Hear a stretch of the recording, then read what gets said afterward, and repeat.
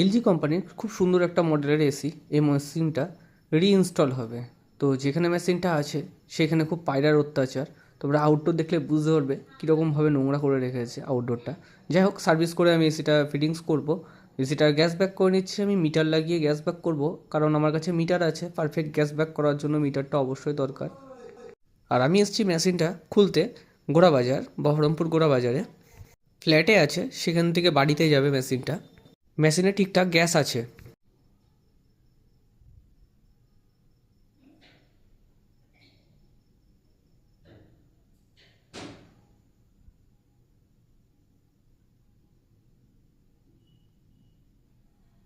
আমার gas back complete হলো। এই ওয়ালটাতে আগে থেকেই ফুটো করা ছিল, আর আমাকে এক্সট্রাভাবে খাটনি করে ফুটো করতে হলো না। যদিও আমি নিয়ে এসেছিলাম করবিট ফুটোটা করার জন্য।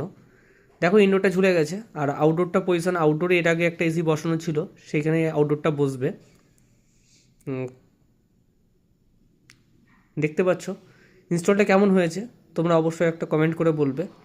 আর ভালো লাগলে ভিডিওটা শেয়ার করবে, লাইক করবে এবং কমেন্ট করবে। যদি কোনো ভুল হয়ে থাকে অবশ্যই আমাকে কমেন্ট করে জানাবে।